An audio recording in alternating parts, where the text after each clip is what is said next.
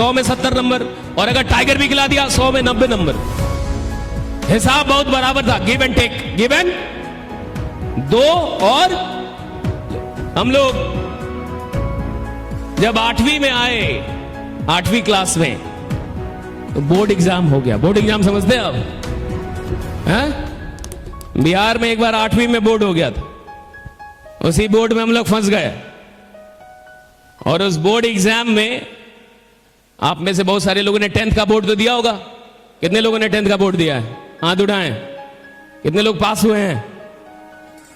कितने लोग ईमानदारी से पास हुए हैं? वो हाथ उठाएं। इतना ईमानदार है लोग, हैं? Very good. सही में ईमानदारी से पास किए थे?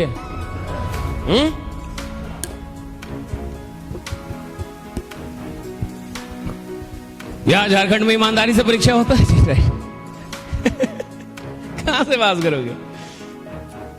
तो देखो, जब आप 10th का एग्जाम देने जा रहे होंगे, बोर्ड एग्जाम, तो डर लगा था कि नहीं? पहली बार जब इंसान बोर्ड एग्जाम देने जाता है तो उसको डर लगता है साहब। और एक लड़के के साथ उसका पूरा खानदान जाता है, खानदान के 7-8 लोग जाते हैं। ऐसा लगता है कि पाकिस्तान से युद्ध है। सिंपल बोर्ड एग्जाम है, और आप देखिए मम्मी जाएंगी, पापा जाएंगे, 2-4 और लोग जाएंगे बोर्ड का एग्जाम आपको दिलवाने के लिए। और बोर्ड के एग्जाम में डर तो लगता है। और देखिए, डर किसको लगता है? जिसने मेहनत की हो। अगर आपने परीक्षा की तैयारी की है, परीक्षा से जुड़े कुछ सपने हैं आपके कि मेरे को 80% आना चाहिए, 90%, तो आपको डर लगेगा। लेकिन मान लो कोई नालायक है, उसको मतलब ही नहीं है फेल हूं या पास हूं, तो गाड़ का डर लगेगा, तो मजे मजे में रहेगा। राइट? उसको कोई मतलब ही नहीं है रिजल्ट से। राइट? उसको मतलब ही नहीं है मैं फेल हूं या पास हूं। तो देखिए, डर भी उसको लगता है जो तैयारी करता है साहब। डर खराब चीज थोड़े है। डर का मतलब है तुम तैयारी कर रहे हो। हर आदमी को थोड़े डर लगेगा। डर उसको लगता है जो लड़ रहा है, जो कुछ करना चाहता है, कुछ पाना चाहता है। तो अगर आपको कभी डर लगे तो ये मत समझिए कि गड़बड़ है। डर लग रहा है यानी ठीक है, आप तैयारी कर रहे हैं, कुछ कर रहे हैं आप। नालायक आदमी को किसी बात की डर नहीं है जी। तो 8वीं की एग्जाम में क्या हुआ? सौभाग्य या दुर्भाग्य से, फॉर्चुनेटली और unfortunately, I become the topper of my district. मैं पूरे गोपालगंज डिस्ट्रिक्ट का टॉपर हो गया 8वीं की बोर्ड में। राइट? जब रिजल्ट आया, जब मैं टॉप आया तो मेरे माँ बाप बहुत खुश हो गए। इतने खुश हो गए जितना नहीं होना चाहिए। हर चीज एक लिमिट में होना चाहिए। अब मैं टॉप हुआ, मेरे माँ बाप ज्यादा खुश हो गए। इतने खुश हुए जितने नहीं होने चाहिए। मेरे पिताजी ने मिठाई लिया और पूरे गांव में मिठाइयां बंटवाई। जहां जहां मिठाई बटा, मेरा एक ही काम था, पूरे गांव का मैंने आशीर्वाद लिया। और गांव में जलन बहुत है। गांव के लोगों को, आप कितने भी बड़े टॉपर, वो अपना एग्जाम स्वयं लेते हैं। तो गांव में क्या था कि कई लोग पूछते थे कि अच्छा आप टॉप आए हैं तो ये बताइए। हम कहते थे आप 2 मिठाई खाइए, पूरा गांव बाकी है, बाद में फरी आएंगे। राइट? कई लोग को एग्जाम तक याद होता है, एग्जाम के बाद याद नहीं होता। होता है कि नहीं ऐसा? एग्जाम था भैया, याद था, एग्जाम नहीं है, अब काहेगा याद रखना। तो बहुत सारी चीजें आपको याद नहीं रहती। और इस तरीके से जो पूरे गांव में मिठाइयां बटी, तो मेरे जो पटीदार थे, पटीदार समझते हैं आप? रिलेटिव्स, पड़ोसी, रिलेटिव्स, रिश्तेदार, तो वो ऊपर से बहुत खुश थे कि फलना का लड़का टॉप आ गया। अंदर से उनको बहुत टेंशन था कि फलना का लड़का टॉप आया कैसे। जलन समझते हैं आप? गांव में जलन बहुत है। आप एक नई कार लीजिए, नई कार भाड़े पे, और उस कार को लेके गांव जाइए और 2-4 चक्कर घुमा के और शहर आ जाइए। 2 दिन में अफवाह फैल जाएगा कि आप बिहार में शराब का धंधा कर रहे हैं। तुरंत अफवाह फैला देंगे लोग कि आप कुछ गलत कर रहे हैं, आप 2 नंबर का धंधा। जलन। अच्छा, पड़ोसी पूछने नहीं आएगा आपसे कि आपने कार कैसे लिया, कहेगा हम जाएंगे उनसे पूछने। हाँ, तुम क्या साला प्रधानमंत्री हो? राइट? अडानी हो, अंबानी हो तुम? हम जाएंगे। देखिए, पूछने भी नहीं आएगा। तो मेरे जो पड़ी पटदार थे उन्होंने मेरे पिताजी को मोटिवेट किया कि ऐसा लड़का तो पूरे खानदान में पैदा नहीं हुआ। 2-4 लोग इससे भी आगे निकल गए, बोले पूरे गांव में नहीं पैदा हुआ, कुछ लोग कहे जिला में नहीं पैदा हुआ। अब आप कंजूसी छोड़िए और इसको पटना लेके जाइए।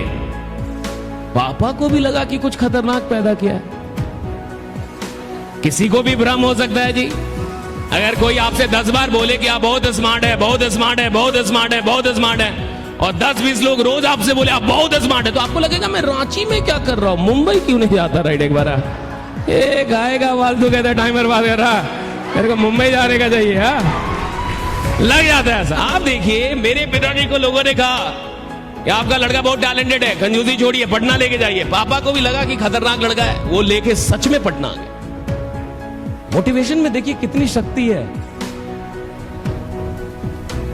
बहुत शक्ति है। राइट, मेरे पिताजी उठे तो एक बात समझ में आया, आप विश्वास नहीं करेंगे।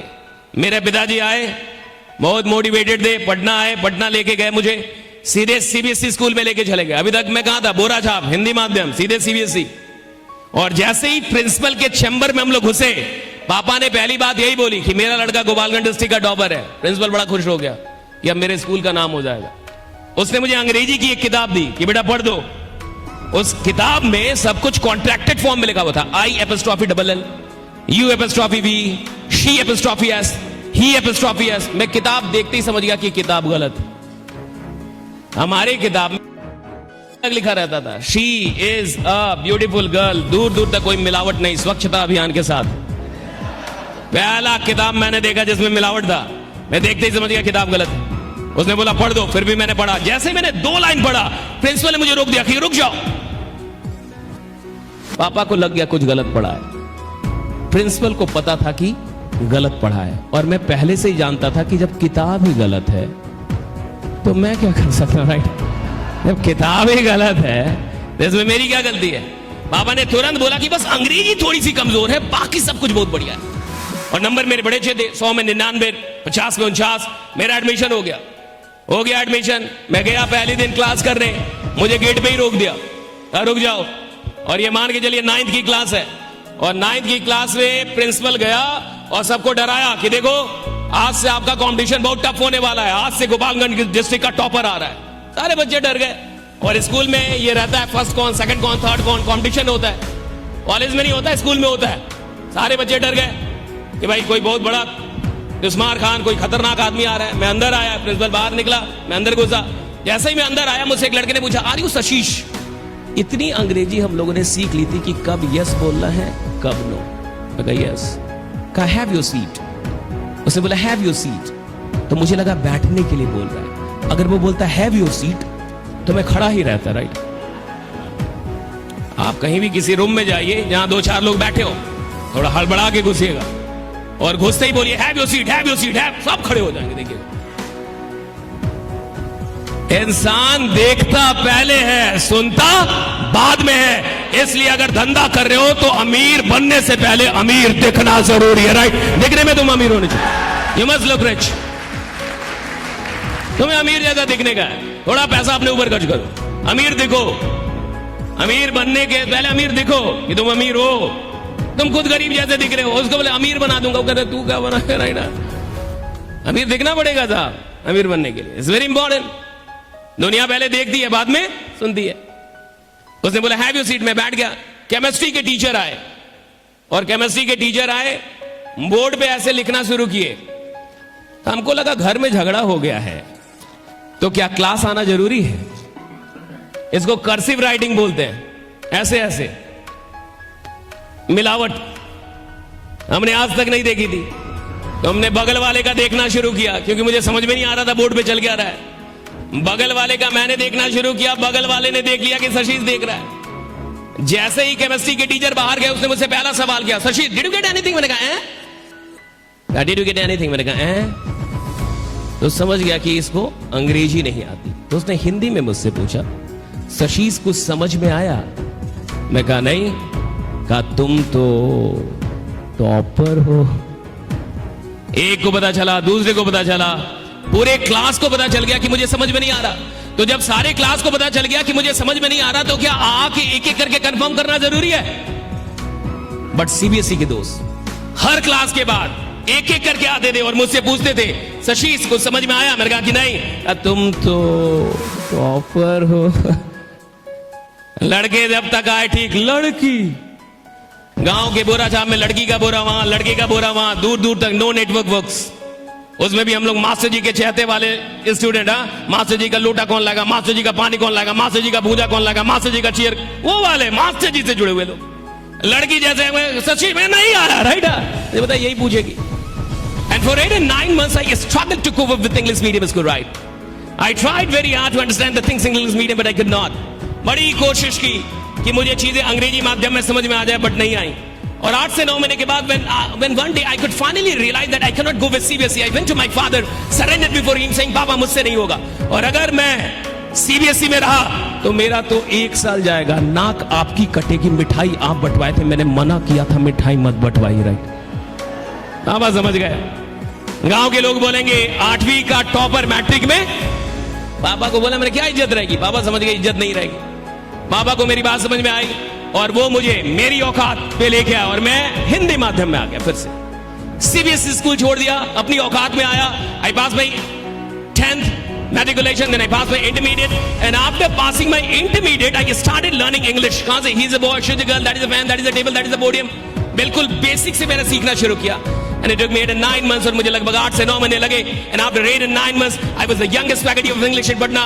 मैं पटना के बड़े बड़े ब्रांड्स में 17 साल की उम्र में मैंने पढ़ाना शुरू कर दिया था। जितने भी टॉप ब्रांड्स है पटना में इंग्लिश के, right? And what happened one day, और एक दिन क्या हुआ, I was given an advanced English batch, and what happens in advanced English batch is that the teachers are not allowed to speak in any other language except English. So I took the class for 1.5 hours complete in English. Advanced English की batches में क्या होता है कि शिक्षक को किसी और भाषा में बोलने की इजाजत नहीं होती।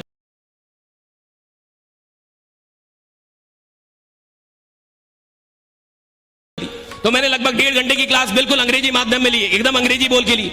और जैसे ही मैं क्लास के बाहर आया, as I came out of the class, suddenly girl followed me. एक लड़की ने मुझे फॉलो किया एंड शी नॉक्ड मी, उसने मुझे नॉक किया। She asked me, hello are you Sashish? उसने मुझे पूछा, क्या तुम सशीश हो? मैंने कहा, yes I am Sashish. What क्या बात? उसने मुझसे दूसरा सवाल किया, have you been living in Patna for the last 5 and 6 years? क्या आप पटना में पिछले 5-6 वर्षों से रह रहे हैं? मैंने कहा कि yes I have been living in Patna for the last 5 and 6 years। What for? उसने मुझसे तीसरा सवाल किया, Have you were in Krishna Central School? क्या आप कृष्णा सेंट्रल स्कूल में थे? मैंने कहा कि yes I was in Krishna central school. उसने मुझे चौथा सवाल किया, डू यू नो फलना फलना फलना फलना फलना फलना फलना फलना? क्या आप फलना फलना फलना फलना को जानते हैं? मैंने कहा कि यस आई नो फलना फलना फलना फलना फलना। क्या बात है? कहा कि कहां जानते हो? मैं ही तो हूं। और वही मेरे सीबीएसई के दोस्त जिनका पूरा खानदान अंग्रेजी माध्यम से पढ़ा, वही मेरे सीबीएसई के दोस्त जो जिंदगी भर अंग्रेजी माध्यम से पढ़ते आए, वही मेरे सीबीएसई के दोस्त जो हर रोज मेरा मजाक उड़ाते थे कि तुम तो टॉपर हो। एक दिन ऐसा भी आया, उसी पटना में वो वहां बैठे थे अंग्रेजी सीखने के लिए, मैं यहां खड़ा था अंग्रेजी सिखाने के लिए। जिंदगी बदलती है, लाइफ चेंजेस साहब, लाइफ चेंजेस। कौन कहता है जिंदगी नहीं बदलती? और उस दिन मैंने उस लड़की से पूछा था, कुछ समझ में आया? गांव के लोग हैं,